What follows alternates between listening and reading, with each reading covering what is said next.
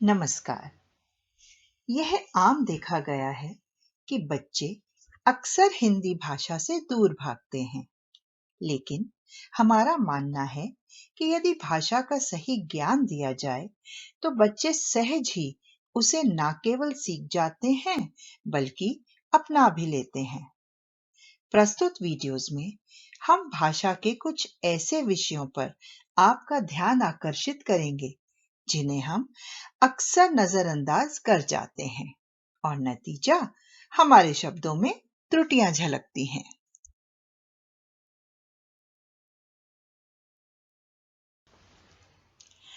यहाँ हम व्याकरण के विषयों के साथ साथ उनसे जुड़ी अभ्यास की कार्य पुस्तिका भी आपसे शेयर करेंगे, जिससे आपको अभ्यास कार्य करने और भाषा पर अपनी पकड़ मजबूत करने का अवसर मिलेगा।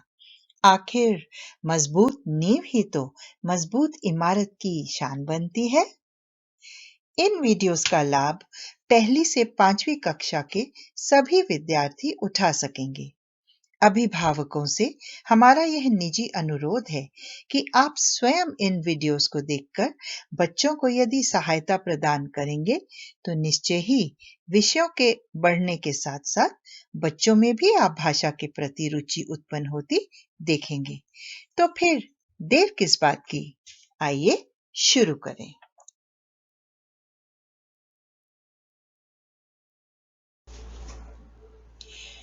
जैसा कि हम बता चुके हैं कि किसी भी भाषा को सीखते समय उसमें विद्यार्थी की रुचि होना बहुत आवश्यक है। अतः हमारा प्रथम पाठ भी अत्यंत सरल होने के साथ साथ भाषा के रूप को बड़ी सरलता से स्पष्ट करता है। The goal is to introduce a new language and to develop interest and motivate the learner. Let us see how. तो आइए देखें कैसे।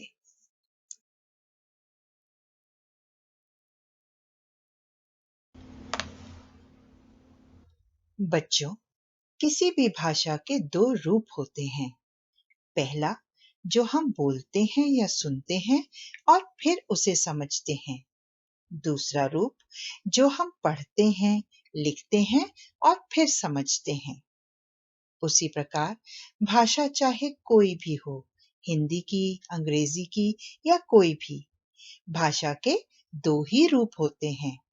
पहला मौखिक, दूसरा लिखित।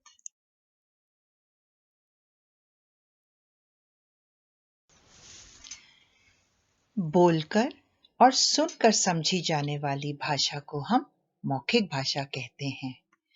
पढ़ने और लिखने वाली भाषा को हम लिखित भाषा का नाम देते हैं। आप एक दूसरे से जो भी बात कहते हैं या सुनते हैं, पढ़ाने वाले जो कुछ भी आपको बोलकर समझाते हैं, वह मौखिक भाषा है। आप जो भी काम लिखेंगे या लिखा हुआ पढ़ेंगे, उसे लिखित भाषा कहेंगे।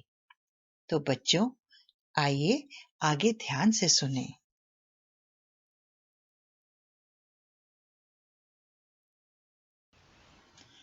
बच्चों, किसी भी भाषा का शुद्ध रूप और शुद्ध प्रयोग ही उस भाषा को सीखने का उद्देश्य पूरा करता है।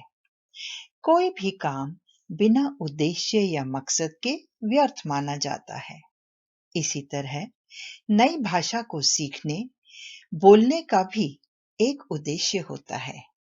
आप हिंदी भाषा सीखने के लिए यदि कक्षा में आए हों और उसका सही प्रयोग ही ना कर सकें, तो क्या आपका सीखने और एक शिक्षक के सिखाने का उद्देश्य पूरा हो सकेगा? इसके लिए व्याकरण यानी ग्रामर का ज्ञान आवश्यक है। जब व्याकरण पर हमारी पकड़ मजबूत होगी, तो भाषा का शुद्ध प्रयोग करके हम अपने विचारों और भावों को स्पष्टता के साथ प्रकट कर सकेंगे। तो बच्चों, हमने सीखा भाषा के दो रूप होते हैं, पहला मौखिक और दूसरा लिखित। भाषा का शुद्ध प्रयोग आवश्यक है। भाषा के शुद्ध प्रयोग के लिए व्याकरण का ज्ञान आवश्यक है और व्याकरण की सहायता से हम विचारों को स्पष्टता से प्रकट कर सकते हैं।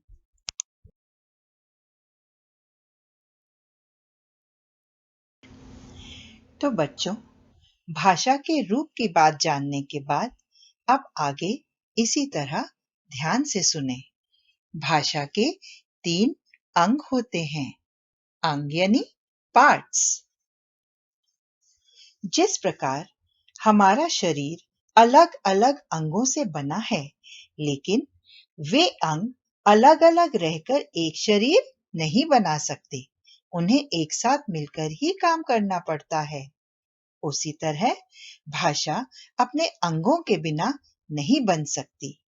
भाषा के 3 पार्ट्स हैं: वर्ण, शब्द और वाक्य।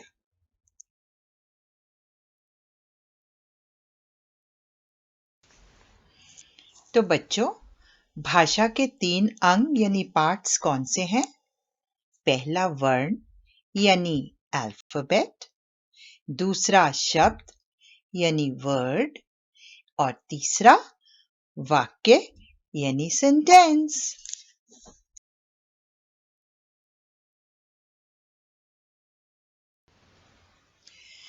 भाषा को सीखने के लिए सबसे पहले उसका वर्ण सीखना पड़ता है।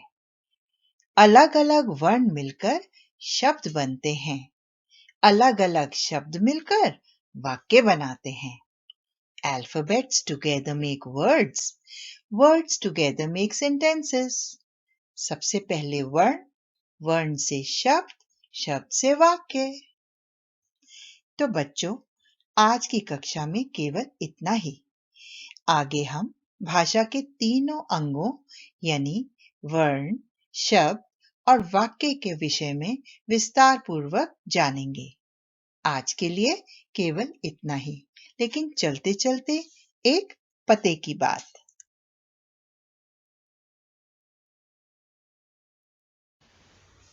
Did you know Hindi is an Indo-Aryan language with about 545 million speakers?